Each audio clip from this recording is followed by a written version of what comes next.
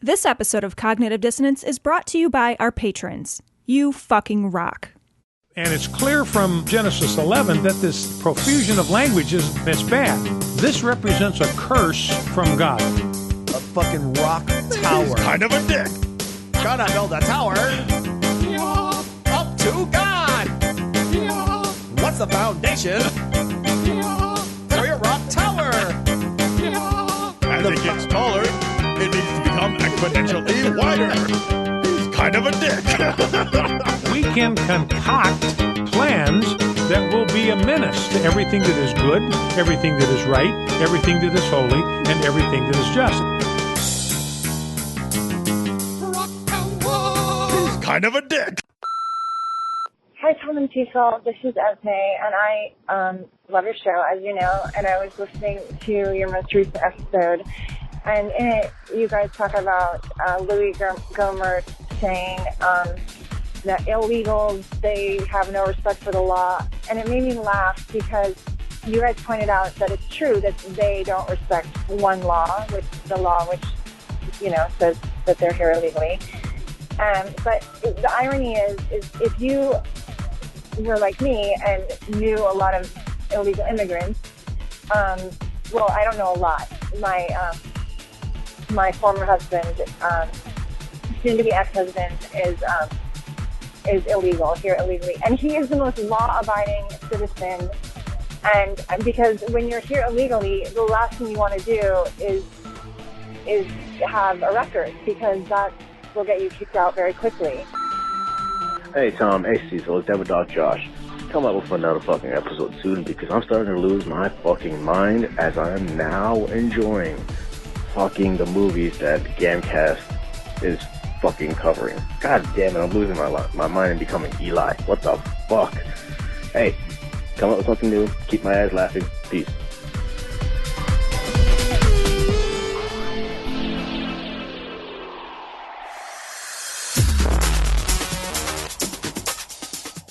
Be advised that this show is not for children, the faint of heart, or the easily offended. The explicit tag is there for a reason.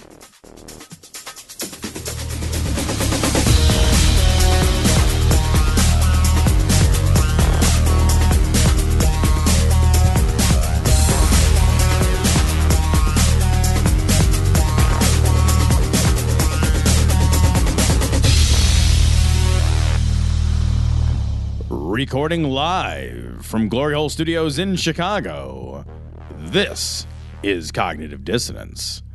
Every episode we blast anyone who gets in our way.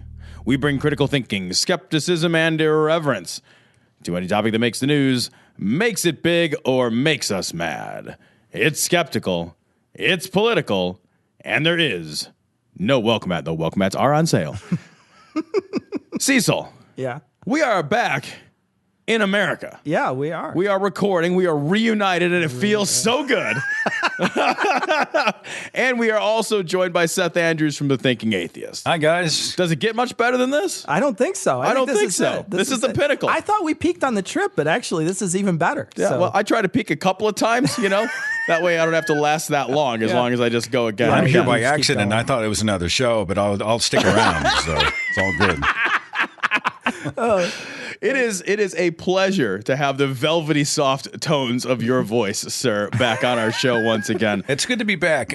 We were talking just a little bit pre-show, and I'll tell the audience this. I talk about you host the website, The Thinking Atheist, and yet you get suckered by the most basic of gags and memes and whatnot all the time. And it just happened to me again. Somebody sent me this video of a guy, one of those guys who climbs these radio and broadcast towers, these big 2,000-foot tall towers, to change the bulbs, because you have to for aircraft and other reasons. You have to have bulbs at certain intervals that flash at certain frequencies, whatever. And so there's this guy climbing the tower, and it's just mesmerizing. And so I've been watching for the last half an hour, waiting for him to get to the top, until some genius on Facebook says, you realize it's a loop and you will be there until you die. He never gets to the top. I feel so betrayed. Like I'd given myself to this man who had been going for the pinnacle, and he just never gets there. And I just got, so that's what I was doing right before we started the show together. And it's all foreplay, no culmination. Yeah, Like, it's just, exactly. come on. Are we getting somebody there? said there's a version of the video where he does reach the top, and I've got to go find it. But I feel terrible because I think because I posted it on my social media pages, there were hundreds, if not thousands, of people who are at this moment glued to a looping video waiting. They trusted me, and I led them astray. How awesome is Go that? figure. Oh, Get this man some sheep jumping over a fence. He'll be unconscious for life. Welcome to my weird little world. But no, things are great, and I'm glad to be here. Thanks for having me on the show again. So, Seth, we wanted to have you on and talk about a story. This story comes from the Pathos blogs, from the Friendly Atheist blog specifically.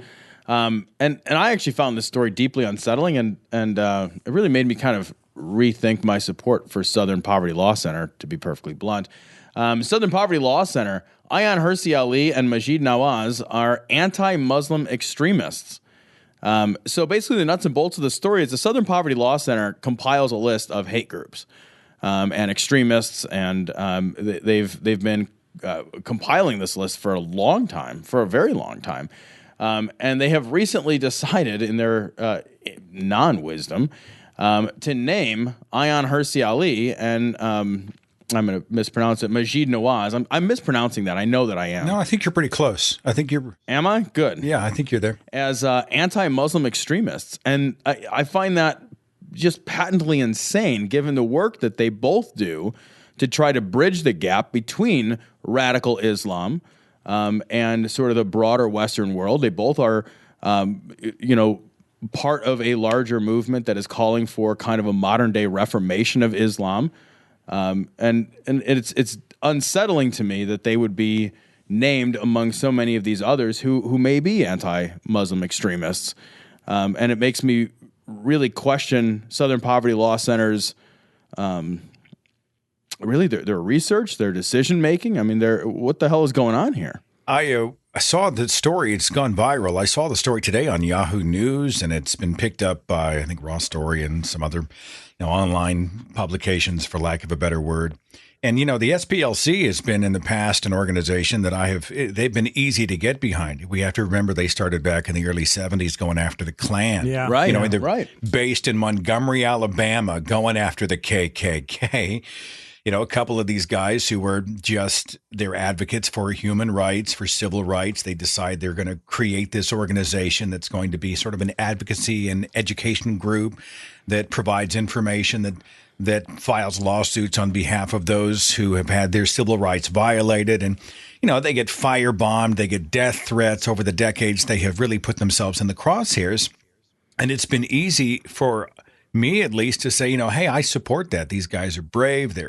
They're on the right side of the issues. They're fighting for equality and justice and those types of things. And all of a sudden, they just pull this one right out of their ass. And I think, of all the things to do, and of all the people you're going to call anti-Muslim extremists, I think to myself, I honestly wonder if it's just another speech police move, right? Is it, I don't know where you guys fall on the trigger warnings and all those types of discussions, if you've been down that bunny hole or not. Oh, we have, my friend. We have been up that bunny, down that bunny. We've gutted that bunny and fried that fucking thing. We put a saddle on that jackalope. We rode that fucker into the ground. I don't want to live in a world where, and what's difficult is that I'm a person who I want to be sensitive to other people. When I go out and I'm acting and reacting in the world, I don't want to brandish the most abrasive parts of me on my sleeve 24/7 at the highest volume possible, because I realize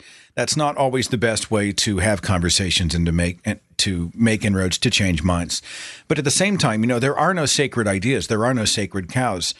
And I'm not responsible for the susceptibility or vulnerability of the most traumatized person who happens to fall into my zip code. I'm at some point going to have to be able to operate in the arena of ideas without having to walk on eggshells. And I think with Ayaan, Hirsi Ali, and Maajid Nawaz out there, they're going after Islam. They're hoping to reform Islam, really starting from within, especially with Nawaz's case, because he's still, as I understand it, a practicing Muslim, a secular Muslim, but he's a Muslim. You're not going to reform Islam from the outside.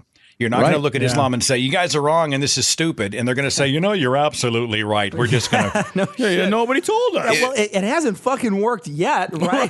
It's not like there's some, it's not like the Ayatollah has read Sam Harris's book, and considered it. You know what I mean? That's not going to fucking happen. I notice on this list that Sam Harris isn't on the list, right? Yeah, that's another thing I was going to mention. Yeah. And he wrote that book with Maajid Nawaz, The Conversation, or what, I don't know what it's called, but he wrote the goddamn book with Maajid Nawaz, and Maajid Nawaz makes the list. Yeah. No, and Ayaan Hirsi Ali makes the list, and Sam Harris, who has been deeply critical, and these guys are critical of Islam, Ayaan Hirsi Ali and Maajid Nawaz, they're critical of Islam in a really intellectually honest and rigorous way. Islamophobia, of course, is Islam's way, one of their ways of remaining insulated, or trying to remain insulated from criticism, And I was speaking to Faisal Saeed Al-Mutar about this, and Armin Navabi over at Atheist Republic, and Mohammed Syed, and many others, Miriam Namazi. They talk often about how Islam likes to say, Islamophobe, racist, bigot, and they throw these out in an attempt to shut down all criticism against them. You're not criticizing Islam. You are a bigot against, let's call it, brown people, or whatever they happen to pull out of their ass at the moment. And the truth of it is, that assumes that Islam is a skin color, a culture, an idea, a race rather, where Islam is actually an idea that is held and practiced by people of all shapes and stripes and colors and cultures all over the world, and that it's practiced in all kind of different ways by people all over the world. So the idea that it's racist or bigoted to criticize Islam is just absolutely insane, in my opinion. One of the things that bothers me about the way in which they classify these two people, one of the things they say about Ali, they say in this, and this is from the Southern Poverty Law Center's website. I'm going to read it. It says, while in the Netherlands, she wrote a script for a short and provocative film about women in Islam directed by Dutch filmmaker Theo van Gogh, who was murdered in the street by a jihadist a short time after its release. The murderer left a note threatening also to kill Hirsi Ali, pinned to the victim's body with a knife. But I want to bring your attention to the short and provocative. Like, almost feels like they're blaming the victim here by saying it's a provocative film. You provoked these people into doing this violence. That's bullshit. Hey, you drew Muhammad. That's garbage. You drew Muhammad, so it's on you if somebody comes and cuts your head off, pal. I mean, that's the thinking. Absolute garbage. I can't believe that you would say provocative in that way, because you are making that connection. As if to suggest that there is any set of words you can string together in the proper order that makes sticking a knife in another person's chest an acceptable reaction. Yeah. I don't care what that set of words is. I don't care if the set of words is the most mean-spirited, evil shit about my children. The response, there's never a response where it's like, well, I stuck a knife in that guy's chest because he said mean things about people I love. Right? The SPLC also seems kind of dangerously ignorant about the human rights advocacy that Ayaan Hirsi Ali has done all around the world with the AHA Foundation. Oh, for sure. So you think, even a cursory glance at the totality of her work over the last, let's call it 12 years, reveals not a hate speaker, but an advocate for the very types of people that the SPLC has wanted to be an advocate for since 1971 and even before, when the founders were working independently. They are trying to speak out on behalf of those who may not have a voice. They're trying to speak out on behalf of minorities and people who are under the boot of oppression, to try to create a more just and equal playing field for all of us. That's what Ayaan Hirsi Ali has been doing with the AHA Foundation. It's insanity. What I think that they're doing is they're saying, you are a hate group if you're saying this set of ideas is a violent set of ideas. They're now saying that you're a hate. You're someone who belongs in this group of people who hate other people. And I don't think that that's the case. I think, if you say all Muslims deserve to die, that's a hate group, right? That's somebody who's saying hate speech. If you're saying there should be no Muslims allowed into our country, again, I think you should be put on that, on that group. That's fine. But when you say the ideas that Islam has lead to violence, that's not a hate group. That's just an observation. And it's an observation that is played out by the facts. I mean, you look at a place like Saudi Arabia, where they have Sharia law. They have things where, you know, they have a witch hunting group of people who go out and like literally hunt witches and throw people in jail. There's an atheist blogger we're going to talk about later who did tweets on the internet, and he had tweeted some things, and he's going to get 2,000 lashes and 10 years in prison in Saudi Arabia. Right. That's a violent idea. It's a violent idea that should be condemned. It's interesting to watch the criticisms about Islam. I know that even our president he's obviously, my opinion, it's a guess, is that when he says things like, we are not at war with Islam, right? And he will often say in very public forums that, you know, Islam's really not the reason we're going after ISIS.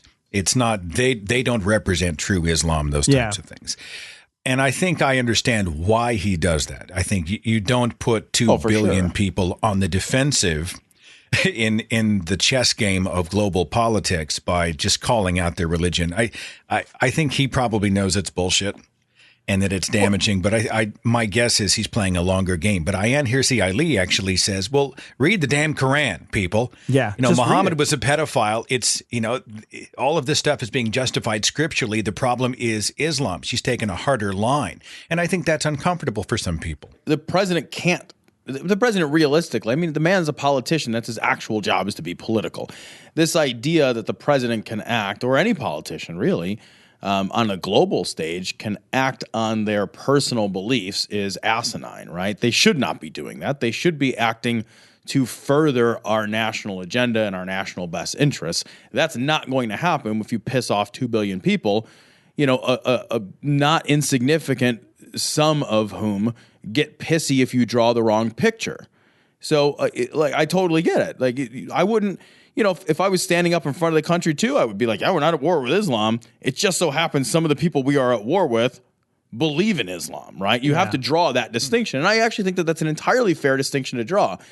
But it is also the case that if we are talking about things from, you know, the standpoint of, you know, hey, let's separate the intellectual idea from the human being who holds the idea, we can be as critical as we want of ideas. We should be deeply irreverently critical of ideas. That is not necessarily the same thing as being, and I even think you can hate bad ideas. I think you can hate a bad idea with all the force of hate that you have in your heart, and there's nothing wrong with that. I hate the idea of racism. I think it's a horrifying idea. There's nothing in the idea of racism that draws me anything other than hate, and I feel comfortable with that. I feel okay with that. We should hate terrible ideas that do terrible injustices to fellow human beings, right? We shouldn't give them any quarter.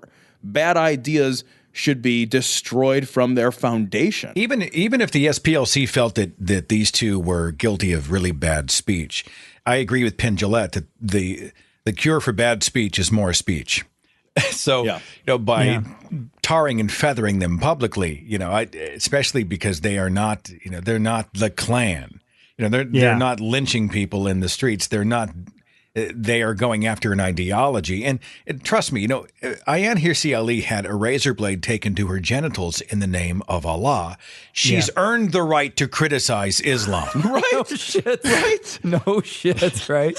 Well, and one of the things that's weird about this Southern Poverty Law Center thing, that, you know, they're anti-Muslim extremists. That's what they label them as. And one of the bullet points they have for Maajid is they say Nawaz, who was described himself as a feminist, was filmed repeatedly trying to touch a naked lap dancer, according to April 10th, 2015 report in the Daily Mail. The paper apparently got the security film of the owner of the strip club who was incensed by Nawaz's claims to be a religious Muslim.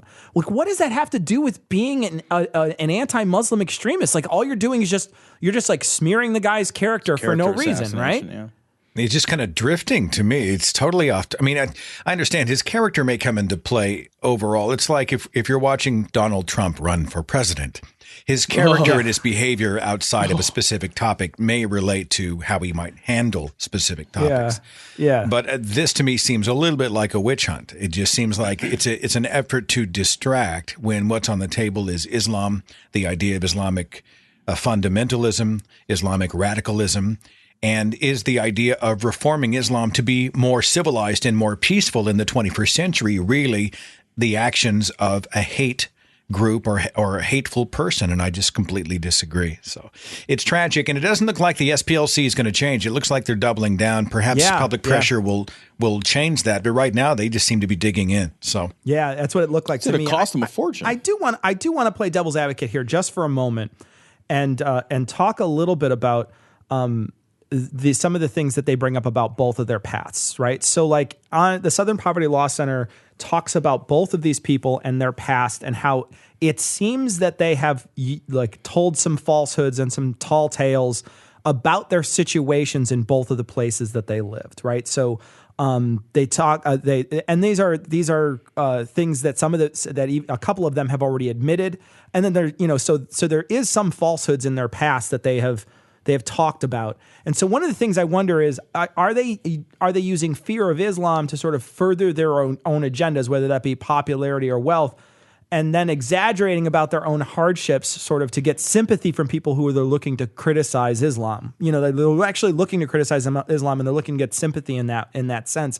Do you think that maybe that's the avenue if we're trying to be generous, do you think that that's the avenue that they might be going down?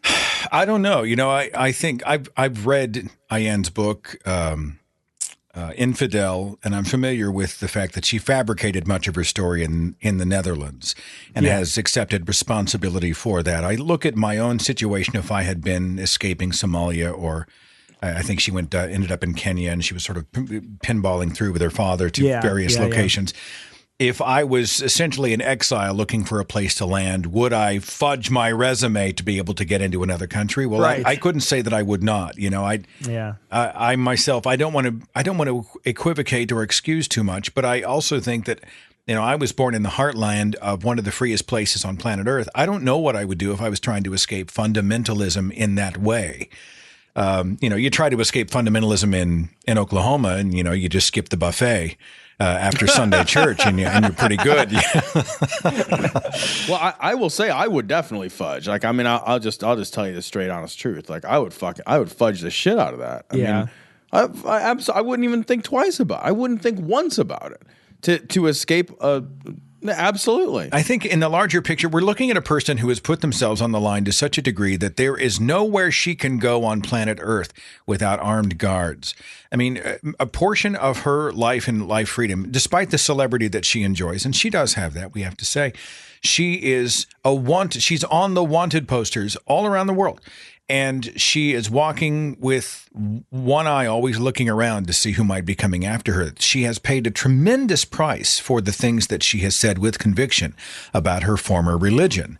So I don't buy this, she fudged her resume so she could go out and be this megastar. Well, she certainly is famous, but I think she might have gotten famous and then disappeared from the radar if she was just a flash in the pan. But because she has said and done so much of substance, she remains relevant in the year 2016, more than a decade after her activism really began. And I think that says something about her. Doesn't it say something, too, about the validity of her stance? If folks following Islamic traditions were not following a violent set of ideas, she wouldn't need armed guards. Right? Yeah. It's just the very fact that she even needs to, the fact that she's going to walk around in fear for her life. Doesn't that tell you something immediately that maybe there's something to this? Because if there was nothing to this, then clearly she would not be in any danger, and she is very much in danger. Yeah. We know that it is a dangerous thing to criticize Islam in certain parts of the world. If you're in Bangladesh, you're fucking shit out of luck. Those bloggers, they're dropping like flies. It's insane. They're getting hacked to death left and right. It's not funny at all. It's horrifying. Yeah, there are parts of the world murdered. where like you had mentioned earlier, like in Saudi Arabia, you tweet the wrong thing. Ayaan Hirsi Ali, she's got, like you said, she's got security concerns that are, absurd by any reasonable measure of privacy that the rest of us would enjoy walking around. I've never understood, you're talking about a God who gets weird about what people say. The idea that people in radical Islam have gone to such extremes to flip out, to riot in the streets, and to carry on and to carry out fatwas and death threats and all that, in the name of a God who pretty much has it handled in the first place. makes no sense to me. Essentially, you are betraying that you think your God is too weak or insecure or inept to handle the whole vengeance thing. I mean, who better to handle vengeance than God, right? No kidding, right?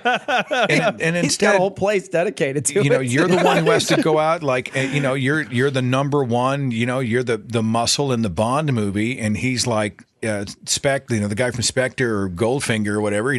I do not understand this. If you really believed in the omnipotence and the just nature of your God and that your God can just handle it, you'd just sit back and watch the fireworks. You would need to do and say nothing. It makes no sense to me. So your whole life would be that Michael Jackson popcorn gift. You'd be like, oh yeah, here we go. Here we go. Exactly. Your ass is fucked over now, buddy. Yeah. I want to. The last thing I would like to talk about though with this is, I think that a nuanced stance on Islam and other issues too is a hard stance to take, right? And I feel like a lot of times people will paint you into a corner. And just like the Southern Poverty Law Center here is saying, because if you're saying anything about Islam is bad, then they're saying, well, then you're basically saying all of Islam is bad. And so there's just no way to have this nuanced stance. And we find this in a lot of different places, and especially when it comes to feminism, when it comes to like you said earlier, social justice issues, like you talked about earlier with trigger warnings and things like that. It's hard to have a nuanced stance there. It feels like no matter what, you've got to take a side. Damn it, you've got to take a side. And it feels like the Southern Poverty Law Center just drew a line in the sand and said, well, this is the side we're going to be on. This is one of the reasons why it's difficult for me, especially on YouTube. I did a whole show on it, for me to go and read a comment section. Because what happens is people seem to be only operating at the extreme swings of the pendulum. I think we were doing a show. This was last year after my laptop was stolen out of my rental car in San Francisco. And I was just, I left it in the car for 5 minutes and went upstairs and came back and somebody busted out the window and stole it. Well, it turned into a teaching moment where we started to talk about, how did this happen? Was it really my fault? It was a stupid idea to leave it in the car. And are there some people out there who truly live parasitic lives? And I'm at that point in my life when I think, I've met people, we've all met people who would rather take than give, who would rather destroy than create, who would rather suck the marrow out of someone else's life than go out and try to be something of their own. And so that's the Eli Bosnick story, actually. I read that on the Yik Yak. So I say something along these lines. We all know someone who would rather take what belongs, the hard work, the efforts, the sacrifice, the risk of someone else, than to go out and risk and sacrifice and work to build and create for themselves. I think it's a fair statement. It's not an uncompassionate statement. And so what happened was I'm barraged with people going, you hate poor people and all the people who steal things. You don't know the circumstance of the person who stole your laptop. You don't know what they're back. Maybe they were abused, or maybe they were this, or maybe that. You don't care. You're not compassionate. And they just went off into oblivion. And I'm sitting there, drool coming out of my mouth. I have no idea what to do with this. Because I'm a compassionate guy who wants to be charitable, who wants to help the disadvantaged. I wasn't making a statement about the whole of human condition. I was talking about an ilk of people that exist, that we all know exist. Yeah. But for no one does nuance. You said it perfectly. Nuance is so difficult in a binary culture. It's yes, no, 1, 0, black, white, all, nothing. It makes it very hard to have a conversation, Well, my God, man, on YouTube, like I mean, that is... YouTube is the death of hope. It's so funny because we had you on our show a while back and we were talking about YouTube being like the where discourse goes to die. Oh, we already talked about it. It must be on my mind all the time. Then. Yeah, and then we came on your show and you posted to YouTube and people savaged us. They hated us so much. Funny. They were so mad. And it was specifically because we said, I guess we're feminists, and people were like, holy shit, I hate your wife. And we're just like, well, We weren't talking about like crazy feminism. Like, and that's the thing is the problem is you can't be nuanced. I can't say I'm a feminist, and then that immediately means that that you agree with everything any woman has ever said ever, right? Or I agree with anything that is labeled feminist, right? And that's not the case. I don't. And the same thing goes for when it comes to trigger warnings, right? When I don't agree with all trigger warnings. Like I think some of them are just ridiculous. Like when there's like trigger warning bunnies or something. Like, that's ridiculous. It's ridiculous. It's stupid. Right. But for example, I just got back from England. I was at Stonehenge, and on the audio guide when I was going out there, I was coming back in, and they're like, and when you go inside, you could check out this stuff. And by the way, there's human remains in the exhibit. Like, just so you know, there's human remains in the exhibit. And it didn't bother me at all. I was going to go check it out anyway. I wanted to go see the skeletons from really, really long time ago. It'd be kind of cool. But that might bother some people. The people that it doesn't bother don't care. The people that it does bother, they avoid the exhibit. Nobody's hurt in that process, right? I don't care that there was a trigger warning to tell me that there was human remains at the museum at Stonehenge. It doesn't hurt me in any way. But it's just one of those things that it feels like there's no way that I can be like, if I'm on the internet now, I have to say I'm 100% for trigger warnings or I'm 100% against trigger warnings. I can't just be like, can I just do this on a case by case basis? Sometimes they're appropriate. Fuck you, take a side. Exactly. Waffler, you're waffling. We went to, I don't know, this has been years ago, to the Bodies exhibit. You ever seen that thing where they take this weird Body World? It's like I don't know. They take some sort of rubber plastic polymer thing and they were dissolve awesome. the skin. Amazing. It is an educational tour de. It sounds like a joke. It is an educational tour de force. It is amazing the stuff that you see. Yeah. Well, there's a section of the Bodies exhibit where they do fetuses, right? And they have a warning up. And this was back before the whole trigger warning thing was going on. And it's like, you're going to see this in this room. It's a special section. Just FYI, there are people who might find this disturbing and may not want to go in. Oh, I think that's not only fair, I think it's common courtesy. Yeah, sure. I totally agree with you, right? Yeah. Like, even if you went to go see a Body Worlds or Bodies exhibit or whatever they were calling it by you, but you're going to see it, like if you maybe just fucking miscarried last week, that might not be the thing you want to see. Thank you very much, right? Yeah. So, it's a total, and it doesn't cost anybody anything to put that warning But out. for some people, it becomes a soapbox. This country's so sensitive people these days. Well, this whole thing's going crazy. And they automatically, I said a couple of days ago on, we were talking, I think, about feminism. And I'm like, there are so many people who can't separate fact from fringe, right? Yeah. They will criticize me for aligning with feminism, right? The definition of feminism. And then they go, you're wrong. You've spun off the rails. You've lost your mind. And I'm thinking to myself, all right, tell me which of my positions that you disagree with specifically. Yep. And then they're like, they just tilt. Yeah. They cannot come up with one because they don't know before they criticize. They just assume, We had a woman by the name of Karen Garst. She goes by the moniker Faithless Feminist, and she came out with a book. And so we had her on the show, and we talked to her, and then the show posted to YouTube. And I named the episode Faithless Feminist because that was our guest. And somebody on YouTube commented, "Well, that's another show I can't listen to anymore. It looks like cognitive dissonance has gone the way." And I was like, "Oh well, I guess, other thoughts are scary, so take care, buddy. Don't listen, don't think about other stuff." And he comes back, and I said, "Go hide under your rock." And he was like, "Oh, can I borrow one from the Social Justice Warriors?" And I was like, "Oh, you didn't even listen to the episode." You see, Pete Boghossian got her book deal. Pete Boghossian, the guy who attacks third wave feminists all the time on Twitter, is the guy who got her book deal. And you didn't even listen. All you did was read the word feminist, and you shit your pants. Like, that's all that happened was you saw the word and now you attack me. He never even bothered to listen. He saw the word feminist and attacked. And that's a real problem that we have. And I really do feel like it leads back into this Southern Poverty Law Center thing. I mean, I really do feel like, there's no way you can have a stance that is, I disagree with the ideas of Islam, and no matter what, you're going to have a Ben Affleck telling you that's racist and gross. And it ignores the fact that the vast majority of the people who are oppressed by radical Islam are Muslims themselves.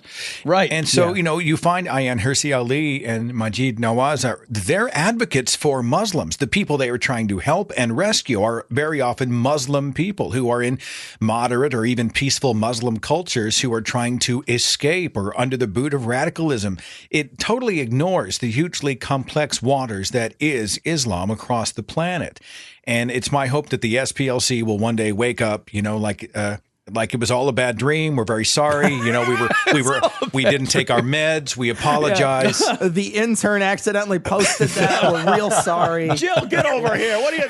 God damn it. And if they will come forward at some point and reset and say, you know what, we made a mistake and it was an honest mistake. We felt at the moment we were doing the right thing. We were operating with a bad idea, distorted perception. We want to reverse and make this right. If they were to do that, I honestly think people have an enormous capacity to forgive and understand, and then they would then rally behind the SPLC's other worthy endeavors, and I think that would be an amazing rallying point for them. Yeah, for sure. And if they do not, I think they only diminish their credibility in the arena of ideas, and everybody loses. It's very tragic. So people are very, very forgiving when you come out and apologize, but when you double down, sometimes that can be really problematic. When they feel that you're in a corner and there was nowhere else to go and you only apologize because you would be ruined otherwise, it's harder and harder for people to sort of extend the olive branch the other way. Definitely. Yeah.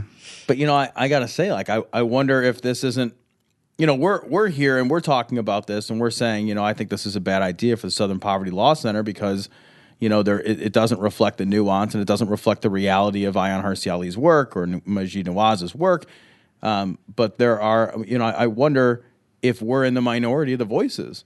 I wonder if Southern Poverty Law Center will come under, the kind of criticism they'll come under will be balanced, of course, by the people who, as we just discussed, will be all on one side or all on the other. There's a ton of people out there who, they're on the other side, the side called, because we've all seen the same thing too, where, unfortunately, nothing is no true Scotsman like criticizing Islam, right?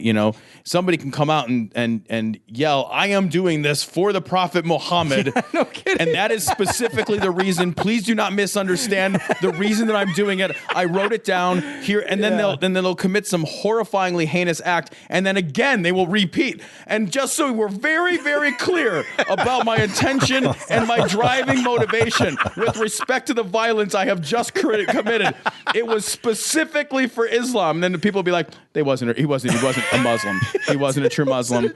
He wasn't real. Because nobody fucking no true Scotsmans in an apologetic way, the way some of these guys know true Scotsmen, the Muslim issue, look at right? C.J. Werleman. He apologizes for every, and Greenwald. Right. They apologize for every single thing, and then when anything comes out, they're like, see, other people can be violent. Well, and I'm glad you brought C.J. up. It's funny. C.J. opened for a speech that I'd had years and years ago when I was in California, and he and I were friends, and he had named me. Did he write the speech? He did not. Oh, shit. Oh, shots fired. He was... I'm just going to skip right over it. I'm going to wait. I'm not taking the bait. This is a comedy show. I'm taking the bait. You search like one word and it comes up from Wikipedia. I'm not taking that bait. Stop taking it. Come on, Seth. We want to make plagiarism jokes. You gotta join in. The best thing is I didn't even write that joke. Someone else did. Stole it from Eli Bosnick. I wrote like a 4,500 word review of his book, The New Atheist Threat. We talked about the plagiarism thing and the credibility problems that he's had.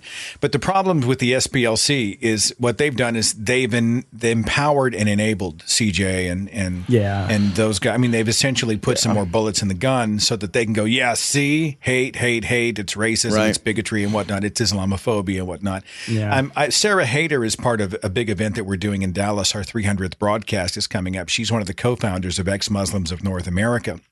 And she did something interesting, and I joined in, and many others have, where she has said, she's hashtagged on Twitter, SPLC add me too. Oh, yeah. Saying that, awesome. What, if these people are hate-filled extremists, if that's the definition that you're using, then what? Call me one as well. And people are starting to line up. And so I did the same. I'm like, fine, SPLC, add me too. If these people are hate speakers, fine. That must be me as well. Right. So. Ready to stick it in the glory hole? Get links to their Facebook, Twitter, and if you still use it, Google Plus account at their website, dissonancepod.com. If you need to be all discreet about it, contact them by email at dissonance.podcast@gmail.com. Or you can call and leave a ransom message at 740-74-DOUBT. That's 740-743-6828. Want to hear Cognitive Dissonance commercial free and gain access to exclusive content, including full patron-only shows? Head to patreon.com/dissonancepod and become a patron to support the show on a per-episode basis. Love commercials? Not ready to become a patron? Give the guys a 5-star review on iTunes or Stitcher. Or tell your buddies in the drunk tank about the show. We want to send a big sloppy glory hole to all the patrons and people who rate us. You fucking rock. Well, I want to talk a little bit, while we got you here. Tomorrow, this is releasing on Monday, so tomorrow is Election Day. And we just wanted to talk to you, get your thoughts a little bit, just a touch. We're not going to go super in depth. God, it's skeptical. It's political. What's your thoughts on this election cycle so far? Well, I'm genuinely terrified by I get the popularity of Donald Trump. I understand how it happens, but I don't get it. At the same time, do you guys know what I'm talking about? You understand the cultural shifts that have happened. People are fed up and they're pissed off. And we're talking about, it's like dealing with Christians who know the Bible is true and couldn't tell you who wrote any one of the 66 books, and they can't quote really more than 3 verses. Like, they don't know what it is, but they know it's true. Well, they sort of do the same thing with Fox News. They sort of do many of the same things with a lot of the God and country, gun culture. All the founding fathers were Christians. Let's get back to our roots. We need to be the only great country in the world. Who gives a shit what any of the other nations are doing? It's all about us, us, us. We're number one, big foam finger waving in the sky. The guy in the red bald cap who looks powerful, who says exactly what he thinks. The thinking out there seems to be, he's a total asshole, but he's our asshole. Yeah, God. Yeah. And I'm terrified of a culture that would embrace a man like that. I'm not a Hillary Clinton fan. I'm going to vote for her. Yeah. I think, she's the better candidate by far. I think Sam Harris and I probably line up. I don't think she's a great candidate, but if you've got a car wreck that injures 2 or kills 100, I'll take. That's awesome. That is straight true, man. That's all. I don't know where you guys land on the whole election thing. We're both Trump supporters. Oh, good Lord! I will come over there. I will end you, my friend. I just watched a 5-minute video somebody spent splicing together all the times that Donald Trump said China. And that's all the whole video is China, China, China, China. I watched the whole thing. I watched it front to back. It was fascinating. That's great. That's an even bigger waste of time than watching a GIF of some guy climbing a pole. This is what I do to relax. My wife calls it bubble gum for the brain. This is what I do. Oh, that's amazing. So. We both stand up. I think, we were Bernie supporters. We really like the sort of radicalism that Bernie brought in. Yeah, me too. I like Bernie Sanders very much. We enjoyed his fire. We thought he was a fiery. And one of the best parts for Tom and I is when he would talk to the media, especially during the primary, and they would try to get him to talk about Clinton. He would say, "I'm not going to answer that question. Talk to me about my policy. Talk to me about her policy, but I'm not going to answer a question about like whether or not I like her hair or whatever." Now, did people flip out though? Did they come after you and go socialism? Because it became this sort of, I don't know if it was a distraction, but it was almost, they were arguing against the caricature of socialist programs. Yeah.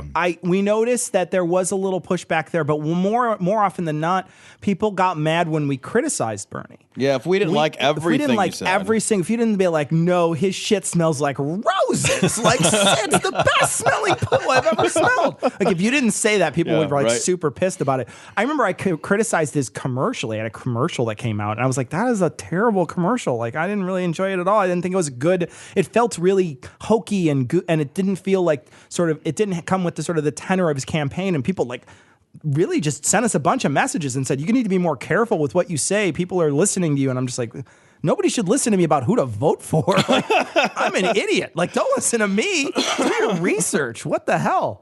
But yeah, we were both in Bernie's camp. But then when Hillary got the nod, we definitely, there wasn't anybody in the Republican camp, I think, this time around that, except for maybe Case, that wasn't horrifying. You mean Kasich, Yeah, whatever his name is. But that guy maybe. Too. But for most of them, they were all terrifying. They were all just these weird, scary people. Ted Cruz is just a weird, scary guy. Ben Carson Rubio. was a gift. I mean, the Ben guy Carson's has a picture amazing. of Jesus kind of rubbing his shoulders in there. I mean, that's Yeah. what we had as options. Oh, he thought that they stored grain in the pyramids. I mean, he was outstanding. He was as a comedy show, he was one of the best things he was one of the best things that's happened since Sarah Palin for a comedy show like ours. Yeah. But it's terrifying that he stood up on a stage with 15 other people, and American citizens actually had to think, maybe that's my guy. Yeah. Of all that, we got 370 million people in this country, and the 15 that they could put up on that stage ended it with Donald Trump. Yeah. Well, and it was terrifying. I think, like I had questions about, Bernie was talking about making college free. Yeah. Well, I'm like, nothing's really free. So where does that come from exactly? And I want some specifics. I'm a private business, private enterprise kind of guy. I support the right of people to go out and work hard and take risks and be rewarded for that. So it's not like I want us to go straight up socialism, but there were some questions I had about some of Bernie's positions, but overall, I think what he said made a lot of sense. I think communities do have an obligation to support its citizens. And a lot of the people I saw who were freaking out about socialism are the same people who, they drive on highways and roads. Yeah, of course. And they enjoy the protection of the police and they use they drive over bridges and those types of things that are supported through a socialist sort of construct. Their kids go to public schools. Well, that's essentially the kind of thing we're talking about. And I lamented a little bit because he was, where Donald Trump is positioning himself as the rogue and the outsider, which is just the most ludicrous thing I've ever seen. Bernie actually sort of is a rogue. Yeah. And he has been, I think, an advocate for human rights and other important issues for decades. I thought he would have made a great president. So now this is sort of what we're stuck with. I don't know how the election's going to shake out. Trump gets a bump after this, apparently a poll bump after this email thing happens. Yeah. I have no idea what to make of it. Well, I have no idea how much to trust the polls. Yeah. And the popular vote poll right now is scary. It's 45 to like 42 or something. I mean, it's a scary close. The Electoral College, of course, doesn't look like that. Like the polls that I've seen, the Electoral College looks very different. Much better on Hillary's side. But the actual polling results, when you talk about popular vote, I'm actually scared of that. I mean, really, that many people in this country think that guy, that guy who's ready to, use nuclear weapons if necessary. I mean, there's so much that this guy is willing to do. Yep. I'm terrified of Trump being a president. Yeah, terrified. The thing that scares me is less Trump, although I can't even believe I'm saying that out loud because I've been screaming about that guy since he started this game. But I've really come around to thinking that what is more scary is that there's 42% of Americans that see Trump and think that's the guy. That's our guy. Because one guy's a flash in the pan. Like one guy can captivate people. One guy can be that big cult of personality and drive. You know what I mean? That can collect a group of people. And I believed it during the primary. That didn't surprise me too much during the primary because the angry, bitter white male vote is not terribly difficult to capture. But the idea that 42% of Americans, which now is a much more inclusive group of people. It's expanded. Like you're not when you're looking at the general and you're looking at numbers like that. Yeah. You're talking about independence. A lot of independence. Like in there. this is 42% of Americans who don't value intellect. Clearly, nobody can look at Donald Trump and think that is a man of great and towering intellect. It's not possible. Clearly, these 42% of Americans look at Donald Trump and think, I don't value in a leader honesty. I don't value in a leader consistency. I don't value in a leader, really anything that I would consider a significant leadership quality other than just sheer angry force of will. The man is nothing but a force of will. Everything else is id. I think it brings the question too. If you see someone who has existed in pretty much a dictatorial bubble for his life, when he says jump, everybody says how high. Everybody says when or how high or they're gone or whatever. So he ends up in a position where compromise is king, where he's not the biggest ego in the room. There's this narrative that he's just going to show up and world leaders are going to be like, oh, Donald's here. Give him whatever he wants. He's like, oh, I'll make the best trade deals. Well, that is like a bumper sticker, but it sort of negates the idea, the reality that he's going to be walking in with world leaders who are going to have interests of their own, who aren't going to kowtow and swoon and do all the things that his fans and followers are doing. I've actually had the conversation that if he goes into the presidency, let's say he wins, it's a 4-year presidency, would he last would he ultimately come to a point where he wasn't getting his way all the time? He was having to compromise, where it turned into a whine fest, and then he just threw in the towel and said, "Oh, screw this," blamed everybody else, and left before the end of the first term. I wouldn't put him past him. Wow. So. Yeah, that's quit like a pope. It's possible.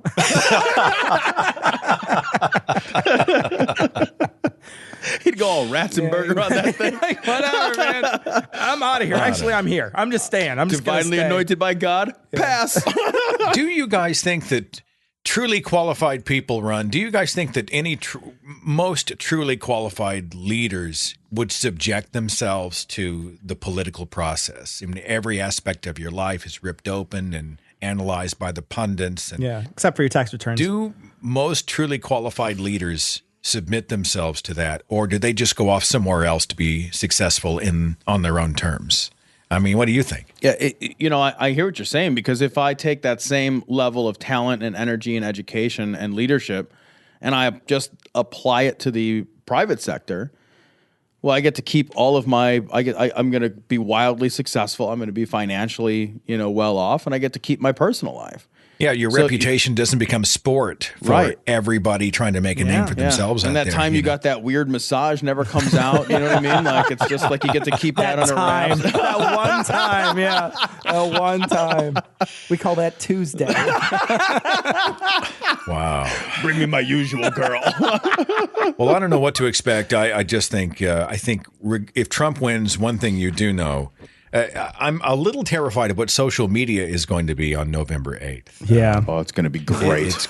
There will be friends lost. There will be families ripped apart. There will be there's going to be hate and death all over every thread. It's going to be interesting to see it all come together. So the thing that I'm looking forward to the most, I truly believe he's going to lose. I think he's going to lose. I actually think he's going to lose very badly on an electoral college level. I think he's going to get fucking owned. And when that happens, the thing that I want so much, and I have wanted this for so long now, is I want to hear that giant Oompa Loompa man baby give a concession speech that is the least gracious thing. Because that man does not know how to lose with grace. Yeah. And he has no dignity. And I this sounds funny to some. I think Hillary Clinton in many ways would be a great president. I think she brings, she's got genuine leadership ability. I think she's whip smart. I think it would be historic to have her in there. I think she does speak the language of politics on the world stage. I saw just an hour ago a meme on the internet about something about her emails, and the photo image, the doctored photo image of her on the story literally had fangs and these Satan eyes. And I think to myself, this is the narrative, right? Hitlery, Killery, Benghazi.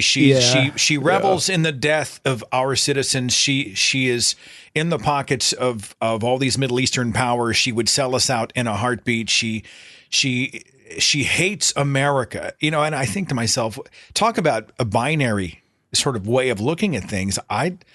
There's only an extreme for some people. And I look at Hillary, I think, I don't see someone who doesn't love her country. I don't see someone who, I think she's hugely ambitious, who probably used her position to become wildly rich and famous and powerful. Sure. But I also know that it's like the foundation, the Clinton Foundation under scrutiny, rightfully so, but it's also done a tremendous amount of wonderful good out there with a great deal of that money going to help people. I mean, that's a nuanced look at the Clinton Foundation, but there's no room for it in the discussion out there. Nope. But I think if she's elected, I won't be unhappy. I would certainly support that. So I think she'll be an amazing president, actually, because she is, not because I agree with all of her policy positions, but I think of all the presidents that we have had in recent memory, she will be able to get a tremendous amount done. She is a person who has proven over the course of 30 years, people have been trying to destroy her politically for 30 years, and they've been unsuccessful. And she has risen to this point despite incredible opposition, absolutely incredible and constant opposition. I think in the game of politics, she is a master. Yeah. And I think agree. when it comes to getting some shit done, she will be able to get some shit done. Will it be a bunch of backroom horse trading? Hells yes, it's going to be some backroom horse trading, but that's what politics is. I just guaranteed that the YouTube comment section will once again rain down upon you with that last diatribe. Bring it. Just Fucking saying. bring it. So, Seth, before we let you go, we want to talk. First, we want to give you some accolades because you wound up raising $15,445 thus far for Camp Quest this year. Tell us about the fundraiser that you put together. Well, I'm a big Camp Quest fan. I was raised around Bible camp. The big one around here is Falls Creek, and we did a whole broadcast about superstitious summer camps where these people go out to, you're supposed to go out and canoe and raft and rock climb and be young, play games, make friends, make memories, and instead they drag you to service in the morning and another service in the midday and another one in the evening. And there's a lot of weird sort of faith exercises, and there's an altar call every 5 minutes. And there's some of these summer camps are just crazy. They just do we had some stories of people rounded up by people in hoods who were actually the camp counselors, and they brought them in to show them what it would be like to be persecuted for Jesus. And so they had them sleeping on concrete floors, and they put them under these car headlights and had them shouted at bullhorns and guilted them into dropping to their knees to accept Jesus Christ. I mean, just some crazy extreme stuff out there. But even just the less extreme, it's not about summer camp. It's not about being a child. It's about indoctrination. That's what many of the church camps are about.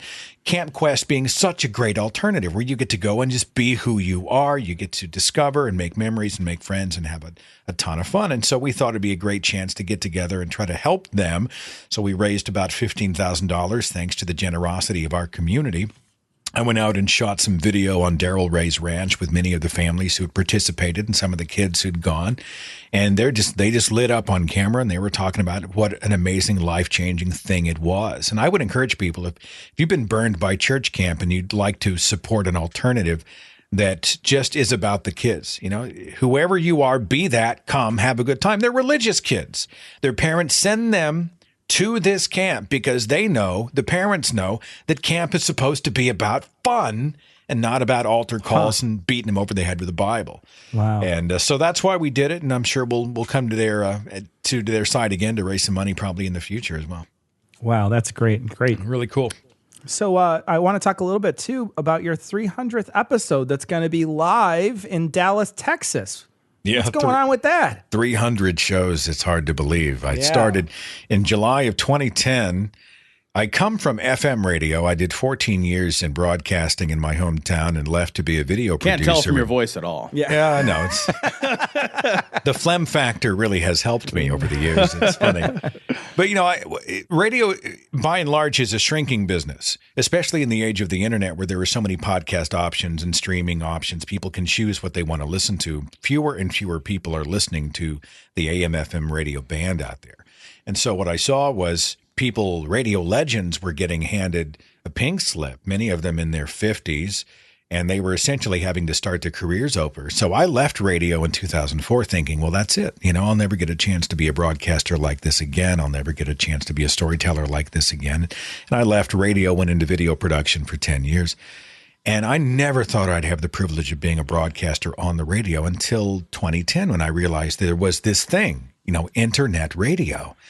And we started the show in July. Aaron Ra was my first guest, had just over 1,000 listeners. And here we are in, the fourth quarter of 2016, approaching show number 300. And to celebrate, we're going to have a big, big event in Dallas, Texas at the DoubleTree by Hilton, Dallas Richardson. We had to expand the venue. We have sold there were 200 seats and they sold like that. So we called the hotel and said help, and they've expanded to 320. It looks like we may sell that out. Oh, wow. Oh, that's awesome. It's crazy. And so my big thing really is I'm trying not to screw it up. I know that feeling, buddy. I don't want to screw it up. I am so grateful and so honored that the people have taken the show into their lives. I'm terrified at any moment it will go away. Do you guys know that feeling? Like when you go out and you produce it and you feel like you put your heart into it and you want it to make a difference and you love it. You want it to be there every week. But there's an insecure part of every performer and producer, I think, that's like, one of these days they're going to figure me out and they're all going to go away. I feel the way about my whole life. We just did our first live show at QED, Question, Explore, Discover in Manchester. We're just back from it as like 2 weeks ago, our very first live show. And I was shocked that there were that many people in the room. I just was shocked that, they had to close the door and not let anyone else in. They said, sorry, the room is at its fire capacity. We cannot fit any more people in here. And they sat and laughed and enjoyed this show. And we had this awesome, amazing time. And the whole time I was sitting there thinking, like, there's going to be 6 people that are going to come and I'm just going to invite them on stage and we're just going to hang out. You know what I mean? Like, I couldn't imagine filling that room up. You guys in front of a live audience, I think would be just fantastic. I would have loved to have been there. We had a lot of fun. We had a lot of fun. We had a gracious audience. I think the very best part, and I think that's what you're going to have too, right? Is you're going to have a group of people that are there so excited to see you that everything you say is going to be great and your interactions with them is going to be great. And it's just going to be, it's going to be a love fest. You're going to enjoy the hell out of it. The only downside is you're going to have David Smalley with you. I think that's the only downside. You know what? It's a small downside. It's a diminutive, minuscule. We have to give David Smalley shit every time. That's my favorite. We have to give him shit all the time. He and I have a friendly rivalry. It's sort of like church volleyball. You know, it's one of those things where I've got a pretty amazing lineup. I was very fortunate. Dillahunty's going to be there, but he's not speaking. He's, he does magic, right? And so if you've never seen Matt Dillahunty do table close-up magic, we'll go out to a restaurant and he'll pull out, like, he's got this little bag with some rope and some playing cards and stuff in him, right?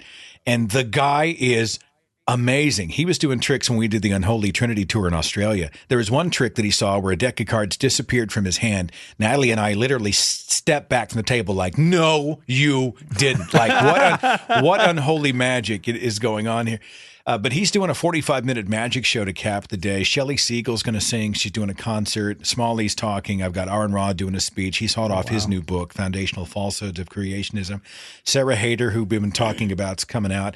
And the broadcast itself is, we're going to do a live to tape that day, and then we're going to broadcast it the following, I think, Tuesday or Wednesday. Oh, wow. I can't wait to hear it. It's...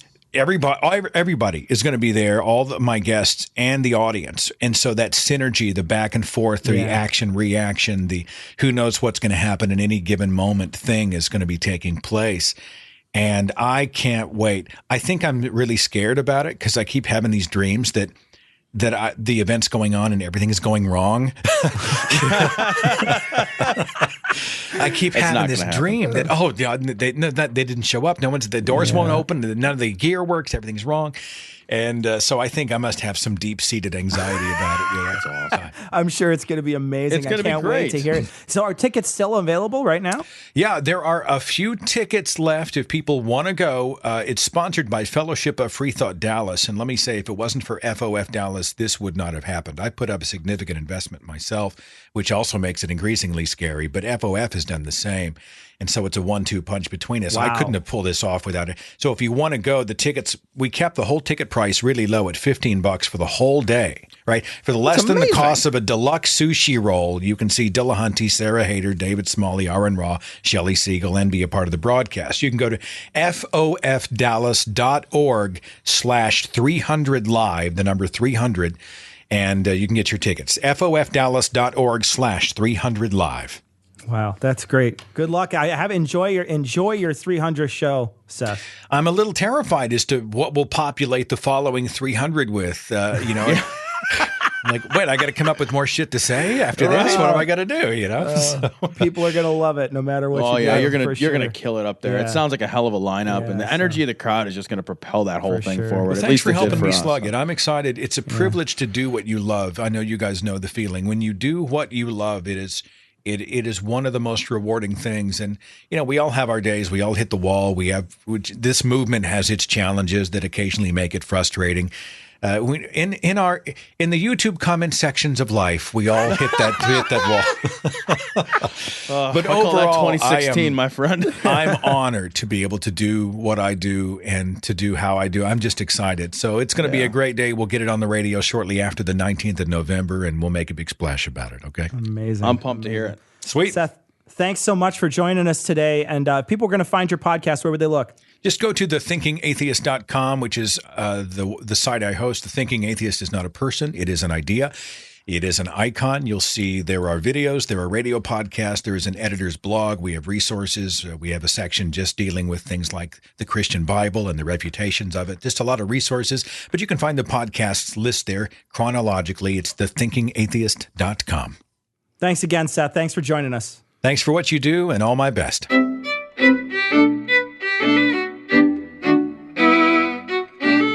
So we want to thank all our patrons, of course, but we want to thank our the most recent patrons: Jason, King Louis the Funk, I love that. Tim, Darian, Sydney Funnel Web Spider, No. Winky Face, Jonathan, Michelle. This one I love. The 49th Apostate, Mike, Bob. That's my cream in your latte. Sam, Eliza, Graham, Brian, Corky, Cycad, Greg, Corey, Tom's future ex, Call me. Paul, Joseph, it's a dude, Ben, Al, Text me. dick pic me, George, Jared, and Anthony. Thanks so much for your generous donations. You're the reason why we were able to just go to Europe. Yeah, We isn't that just incredible? got back from QED, and it was our first ever show, live show, and it was an absolute blast. We had such a good time. The room was packed. People were like excited to be there, and we put on what I think was a pretty good show. You can listen to it. We released it last week, or if you're a patron, you can view the video. We posted the video on the patron feed. So if you want to see us do the show, but there are a few sight gags that There's sight gags that are fun, and we had.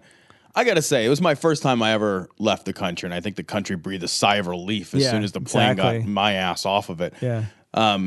It was such an incredible pleasure to go out and to meet people at QED. I can't imagine really truly meeting a better group of people. You know, from the first night at the kind of this social event that we had, sure, all the way through, and the first night bled quickly into the first morning, and things got a little shaky. I'm not gonna lie about it. I feel like I owe some people some apologies. You know who you are. I don't know who you are, but I would apologize to a lot of those people. They didn't listen to the show. So I don't know what to tell you. You know, there was a moment where I saw somebody and I just looked over and I'm like, do I need to apologize? Because if so, I'm probably sorry. Real sorry. I don't know if I feel it, but I should say it. But truly, it was like, I think you said it when we were there, Cecil. It's like everybody's trying to have a nice off. You know, everybody was just incredibly kind and super gracious.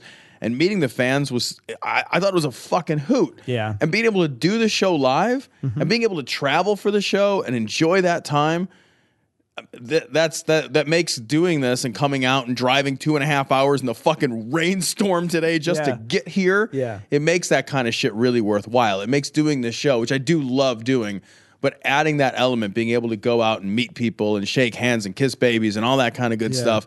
I fucking loved it.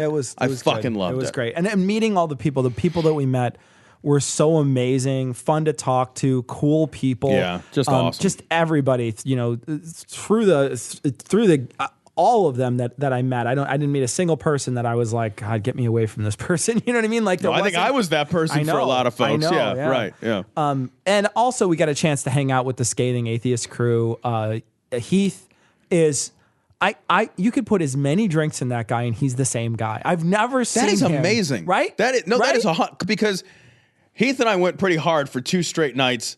And it's 4 or 5 o'clock in the morning. You look over, and Heath is just fucking. He's just fucking smooth as velvet. I can't believe the whole it. time. I picked somebody up and threw somebody at him, and he just calmly picked her up and set it to the side. Like, no big deal. People always be throwing bitches, and it's like, it doesn't matter. He is fucking unflappable. He's funny, and he's great to hang out with. Eli was awesome. Noah hanging out with him was great. Yeah, could not ask for better people to hang out with across the board. Yeah. Eli is a hoot. He's the quickest witted person in person I have ever known. I've never known anybody really quicker than that guy, and more of a pain in the ass to go to a restaurant with. Every time Eli goes to a restaurant, it's so funny. Jesus fucking Christ. It just feels like he's got to ask. I mean, and he's a vegan, right? So of course, he's already sorry that he's there. You know what I mean? He's So am already I. sorry, and so he's. I'd like to order this, but is there any way that you can, maybe just take the broccoli and run it through a warm room? I don't want to actually, when we warm it up, I just want you to run it through a warm room. And then if you could just blow on it 3 times, spin around, walk over to me and present it. But I don't want you to look at me. I want you to hand it over your shoulder. Don't look at me while I eat it. He asks all these demands whenever we go out. And it's so funny to listen to. And my favorite moment eating with Eli this last time, and we ate a ton of meals with them, and it was great. And we had this fight with Heath, who was going to pick up the bill, and Heath is so smooth. He got me twice. That fucker pissed you off. It made me mad. I was so mad, but he got me. He got me really good at the burger place. What a fucking asshole. My favorite Eli story eating out. We contact the guys in Glasgow who were amazing. We're going to talk about that in a second. Glasgow in a second, but. Eli and the rest of us, Anna's with him, and then it's Noah and Heath and us too, and then Graham. Is that how you say it? Graham. And it's like Graham, but angry. And a young lady who I cannot remember her name. Oh no, I don't remember her name either. And she was so sweet. She was wonderful. so sweet and nice, but I just can't. Her name's not coming to me. But she was really nice and such a sweet lady. We all of us go out to breakfast, and I'm going to call him Graham because it's just easier. Graham was there, and he was like, okay, we're going to go to this place. Well, he looks, he's like, this place is closed. And so he's like, well, we'll just go to the casino. And so we walk over to the casino, and we look inside, and inside the casino, it looked like there was a restaurant. It looked like a pretty nice restaurant. It was like, okay, no problem. And everybody outside was like, cool. And we walk in, we show them our passports because we had to get inside to this place, and he's like, okay, you can go in because you're old enough. And we start to go in, and we're like, oh, can we just go get a seat? And the guy says, no, you have to go downstairs. And Eli gets this look in his face. And it's like the look of like a kid who walked in on his parents having sex and not quite sure what happened. You know what I mean? Yeah. Like, Is Daddy hurting her? It's like, is Daddy hurting Mommy? Like, he's got this look on his face. Yeah, that's later in the evening. He's got this look, and it's this panicked sort of look, and I could see it in his face. And he's like, I don't know if we should go here. Guys, I don't know if we should go here. And I was like, Eli, we can go wherever you want to go. He's like, no, it's okay. It's fine. But I don't know if we should go here. Just and he's like, he couldn't stop himself. And so we start to go downstairs, and as we're walking downstairs, he's like, guys, this is the before time. This is the before time. After this, we can look back on this and be like, we decided in the before time to actually leave. And I know why he was mad. I know why it wasn't mad. I know why he was nervous. He was nervous because you're at a casino where they're just like, yeah, I'm not going to They're not going to accommodate his orders. Accommodate this at all. And I could tell, but it was so funny to see him just freeze. Panic. And the thing is Eli doesn't panic. Like, Eli is unflappable. We found that out in Edinburgh. Oh, yes, we nobody did. fucking knew who we were. Yeah. And they're like asking us to do a Q&A, and nobody in the room knows who we are. And Eli's like, I'm Eli fucking Bosnick. Ha ha ha. And he's making all kinds of jokes. Improv, do a magic show. He does jokes and a magic show, and he's fucking killing it. But you know how to ruin Eli is say, I'm going to take you to the casino for breakfast, and Eli's body was just like, no. It was so amazing. It was so great. And then I looked at Eli and I was like, you're right. This is the before time. Graham, we're going to go somewhere else. And he was like, oh, okay, no problem. And we just went out to another place. It was a total non-issue. It was a total non-issue. But it was great. It was Eating with Eli is as embarrassing as going to a restaurant with your racist grandmother, though. Like, you never know what she's about to say, and you know you're going to fucking hang your head in shame when she does. And you're like, don't, it's not a pickaninny, baby. You can't say that out loud, Grandma. You can't say that. That's terrible. Eating with Eli is almost that bad. But watching him clap fingertip to fingertip with excitement when we ate a mealish item in a little tea room, he was custom so designed excited for little girls. He was so excited. He would clap his hands. He's smacking his little hands fingertips together. to fingertips, so funny. like a gay seal. Like it was amazing. He's beautiful, man. A beautiful man. You know, just hanging out with all three of those guys. They were great. They were amazing. They were great guys. Noah is, he doesn't drink, but he's so much fun to have a conversation with while you're drinking. So it's like, it turns out it's really great. Look at who he's surrounded by. Yeah, you know? I mean, Eli doesn't drink either. Yeah, I guess that's so, true. Yeah. But it was a great guy. We had a great time hanging out with them. It was a lot of fun. And the thing we did in Glasgow was awesome. Oh my God. We had such a good time. Yeah. Brian put on this little quiz show for us. Treating us like the foreigners that we were. We drank this this lacquer thinner or whatever it was. Iron brew. It was the worst thing. It was so bad. No. And then they just like we learned that playing the air flute is a bad thing, and we just learned a whole bunch of stuff. And it was a lot of fun. The Scottish are still upset about things that happened 326 years ago. And then we wound up having drinks that night, and that was a lot of fun. We got met by Sean in Edinburgh. Edinburgh's a beautiful city. We absolutely fell in love with that city. Oh it is God. amazing. Tom and I ate at this witchery place for lunch while the guys for Scathing Atheists were recording. They were stuck in their hotel room. We were in this beautiful castle. We're in a 15th century castle having a fine dining meal. Enjoy recording, sucker fools. It was great. It was great. Beautiful. That night, we wound up going to the Skeptics in the pub in Edinburgh, and there was like 6 people in the audience that they listened to our show. I just want to thank you so much for coming to that, because you saved us. Nobody in that audience knew, and they were a bunch of angry old Scots, and they didn't give 2 fucks who we were. Yep. They didn't know fuck all who we were at all. It could have been a disastrous It could have been evening. An absolutely disastrous. And it felt like it was going to be when it started. It did. I think we were all looking at each other like, this is going to be what the horrible. actual fuck? This but is it not turned out going great well. because there were some people in the audience that night that just saved the show. But we met so many cool people in Scotland. We met his name Declan. Is that how he pronounced it? Yeah, Declan was in Glasgow. Declan was in Glasgow. I'm talking about Scotland, though. Yeah, Just Scotland in general. Yeah. We met a ton of great people there. Declan, who was able to come out and go to the Skeptics in the pub and hang out. We met a ton of people there. A ton of people I don't remember. Too many to name, and forgive us for not remembering every name, but everybody we met to a T was awesome. Plus, you get dogs in your pubs. Yeah, which that's Hannah, who came up from London. It was just awesome to see someone come that far to meet us, and she was delightful and so sweet. And then we wound up going to that Edinburgh place, and Stuart and a few other people that were in that group that night asked enough questions during that Q&A to keep it rolling and keep it interesting. And we can't thank you enough for that, because we were dying. We were dying up there. Eli was doing a magic trick, and he's bombing the whole time. And he's like, this room is on fire. That's the best he was thing so ever. funny. He was, and it was like after that moment of being on stage, I mean, it wasn't really a stage. We were just sort of on a little weird little raised platform on the side with, the chairs, but we were the focus of the attention. We sure were. And going through that sort of with them was the best. It was so good, because they, not only is Eli unflappable, but Heath was giggling uncontrollably and made it bearable. Noah was quick and funny and insightful when he needed to be. He was. And it was great to be able to lean on, everybody was leaning on each other just so we could survive that. And it felt like I was in a plane crash with those guys. I mean, it felt like after I walked out of that, I was like, these guys, we're like blood brothers. I was going to say, we're bonded through fucking trauma at that point. But it was wonderful. It was really,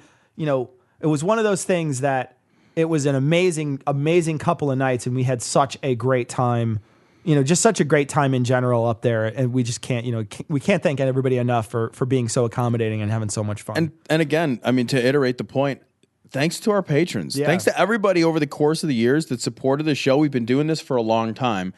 And really, for me, this is kind of a culminating event. To be able to start seeing the world because of the work that we've done for the show and the patrons and the fans that have supported us over the course of the last however many years, I just think it's incredible. I just think it's really incredible to have that opportunity, and I am intensely grateful for it. Me too. So we want to cover a bit of email before we go today. So we want to talk a little bit about some of the stuff that happened, because we haven't had a show and we haven't been in studio for a while. So we did get a couple messages about felonies. One of them in particular mentioned that, felons can vote, and we that is state by state depending. Mm-hmm. Felons can vote, and felons do slowly start to get reintegrated back into society. There are steps that they can take. So that was a little bit of a misstatement on our part. Right. So there are ways in which felons can participate in society once they are released from jail or paid their sort of debt to society. Yeah. This is interesting. We also talked about what a felony can be, and Patrick says until a couple years ago, the Virginia Code listed both oral and anal sex as Class 6 felonies. They wouldn't get a conviction, of course, but they would certainly have hauled me and my boyfriend off to a pokey and nothing but handcuffs if they wanted to. That is crazy that you could get for oral or anal sex Class 6 felonies. That's what if nobody up. swallows? Does it still count? Then it's punishable by death. Actually. Right? Then it's not even worth you it. get to slap somebody in the face. What, during? That's the only way to do it. I'm just double checking. Yeah. I asked permission first, and then I'm game, dude. We got a message from Jonathan, and Jonathan was talking about when we were talking about Jesse Lee Peterson. Jesse Lee Peterson was we were playing a segment from him, and he was talking about how he imagine if you were running from Bin Laden, and you jumped into a foxhole, and there was a girl in there, a guy dressed like a girl. Right. You would run out and go run with Bin Laden or something like that, and he says, not only is Osama bin Laden 5 years deceased, as you both noted, but the idea of groups of American soldiers, sailors, Marines, etc., would be fleeing from a lone insurgent is insanely hilarious and implies a level of cowardice I cannot begin to fathom. I love that. That is so amazing and hilarious. It's something that completely went past us. Thank you so much for sending that in, Jonathan. We got a great image. I love this. And I want this poster. This is going to be going to be posting before the election. So this is actually a good election poster for Trump. I laughed. I know. Laughed. Tom did laugh out loud when he saw this. So this is from Jason. We're going to be posting it as a motivational poster. I love it so much. For this episode 324. We got a message from Christian, and Christian sent us a big long message chiding us about how flippantly we talked about the NSA during Jim Bakker's little tirade. And Jim Bakker was talking about the NSA. This is several episodes ago, where he was talking about how they record every single conversation and how they're monitoring him and how he can't even say certain things on his internet show because they'll monitor him or whatever. And we did make a comment about hashtagging a conversation. Yes. Yep. That is incorrect. They do actually look for keywords, and that is something that we did want to correct. But this is something that I did want to talk about too. We get a lot of emails from people who seem to have deeper interest than we do in some subjects, and a deeper bit of outrage in some subjects than we do.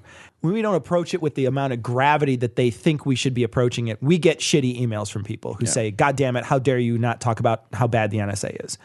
And yeah, the NSA is dipping into conversations, and they're keywording things, and there's a level of freedom we have to give up to be safe, and there's a conversation there to be had.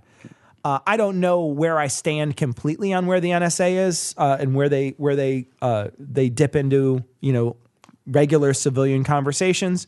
I also feel though that Jim Bakker was way off the mark in what he was talking about. The stuff he was talking about, recording every single conversation, listening to every single conversation. That's not happening. That can't actually happen. You mentioned it on the show.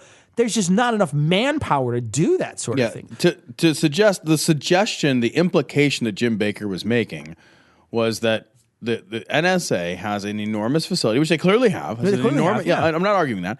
Has an enormous facility. But again, he said it was a secret facility. Right. It's not a secret facility. There's all these things that we were pointing out. I was making fun. Like, it's not a secret facility if you have a picture of it, right? It's not a fucking secret facility if you found it on Google search, right? Exactly. It's not stop. Yeah. And it is not the case that there's people with headphones listening to every conversation everybody has in the world. That's not happening. It's literally impossible from a time and manpower standpoint.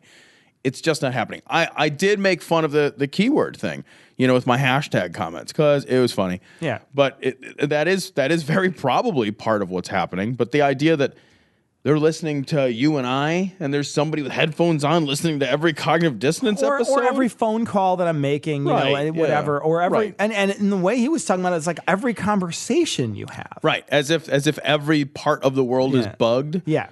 So yes, the NSA, there are definite things to worry about and to discuss and to think about when it comes to the NSA. I'm not sure that Jim Baker was near the mark on nearly any of that. Right, I agree.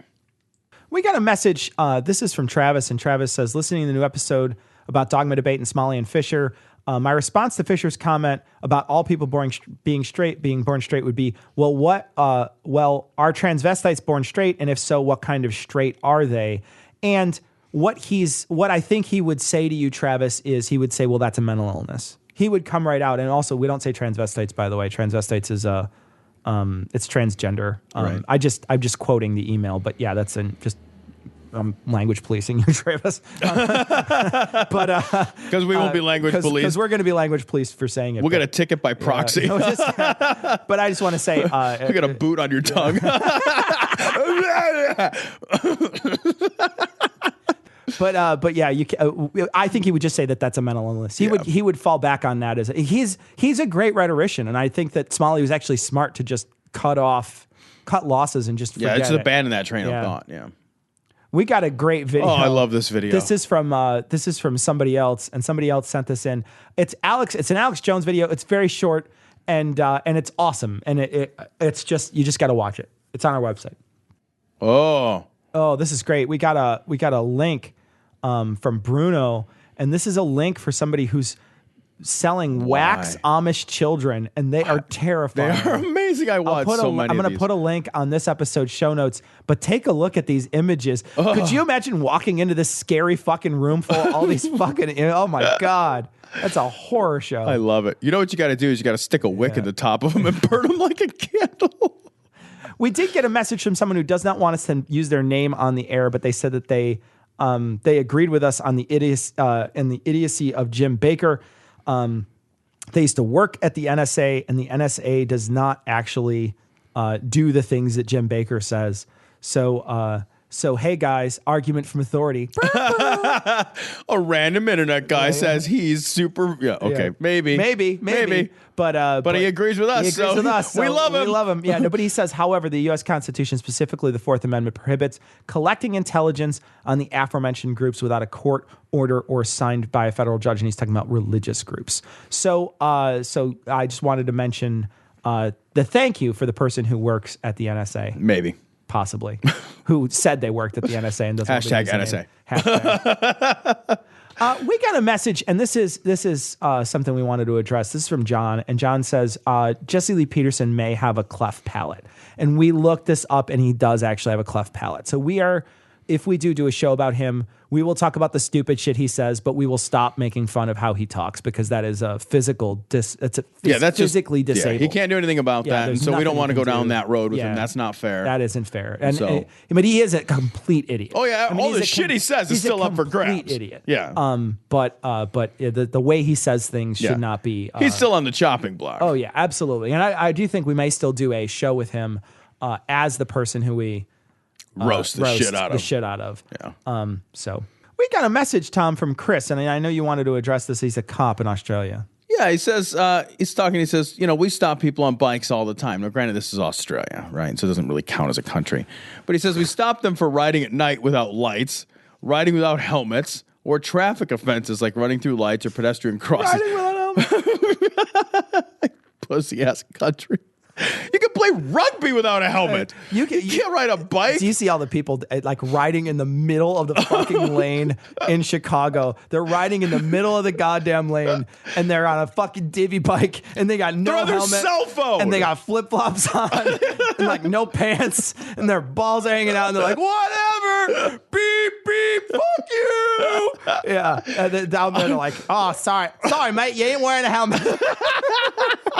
But he says, but most of all, we stop though because our crooks get around on bikes. Simple as that. If you're riding a shit bike, oh, that's the part. Or you look like a crook. I'll stop and talk to you. You look like a crook. I gotta say, I think that's Ishmael's point. Is he's tired of people thinking that he looks like a crook just because he's a black dude on a bicycle. Oh, that's what the fuck does a crook look like? No, he definitely looks Aboriginal or black.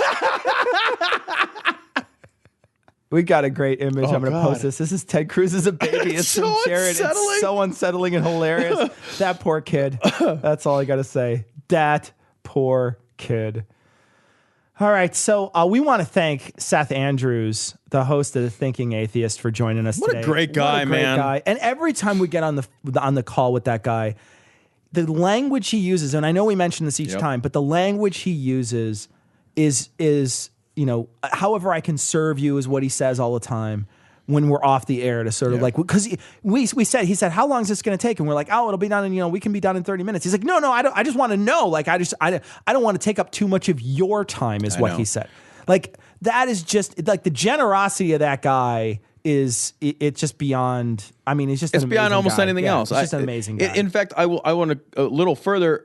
The first time we had him on, he said, he said something like, let me know how else I can be of service to you. And that's a phrase that it stuck with me, and I've incorporated that into my own lexicon because I thought that is how graciousness behaves. For sure. And I appreciated that so much. He's a good guy. He's a very good guy. And he just raised $15,000 for Camp Quest. And he said he's going to be doing more of that in the future. And if you want to go to his 300th episode, you're in Texas and you want to, go see him and suffer through Smalley, you can go get tickets for. You're shaking your head at me? Jesus. Anyway, David, we love you, and we know you listen. So we know you're. You'll catch this on your next listen of Cognitive Dissonance. So, we want to say thanks, Seth, though, for coming on the show, and if you do want to catch him in Texas, you can still get tickets. We'll put a link to that on this episode's show notes as well as a link to his show. But that's going to do it for this show, for this episode. It was a lot of fun. We had a great time in Europe, and we're going to hit the schedule pretty hard here. Yes, we are. If you are around and maybe near your computer, we will either be live tweeting election stuff tomorrow night, or it's our great hope. We're not sure if this is going to happen, but it's our great hope that we'll be doing a live broadcast on Facebook Live, if we can get it to work. Yeah, we didn't work. We're trying to work a video feed. We're going to try to do a video feed of us watching the election coverage in Glory Hole Studios on Tuesday night. So if you're around on Tuesday night, check our Facebook page out. There may be a link to YouTube, or it may be happening on Facebook. But we're hopefully going to have a live video feed of Glory Hole Studios, us watching our monitor, us watching 538, and during the boring parts, we might be doing some stories and messing around. So if you want to check that out, that'll be probably tomorrow night. That's crazy. Yeah. But we, at very least, we will definitely be live tweeting throughout the evening. Oh, absolutely. So look forward to that. So that's going to wrap it up for this episode. We'll catch you next time. But we're going to leave you like we always do with the Skeptic's Creed. Credulity is not a virtue. It's fortune cookie cutter, mommy issue, hypno-Babylon bullshit. Couched in scientician, double bubble, toil and trouble, pseudo quasi alternative, acupunctuating, pressurized, stereogram, pyramidal, free energy healing, watered downward spiral, brain deadpan sales pitch, late night info docutainment. Leo, Pisces, cancer cures, detox, reflex, foot massage, death and towers, tarot cards, psychic healing, crystal balls, Bigfoot, Yeti, aliens, churches, mosques and synagogues, temples, dragons, giant worms, Atlantis, dolphins, truthers, birthers, witches, wizards, vaccine nuts, shaman healers, evangelists, conspiracy, doublespeak, stigmata, nonsense. Expose your sides. Thrust your hands, bloody, evidential, conclusive. Doubt even this.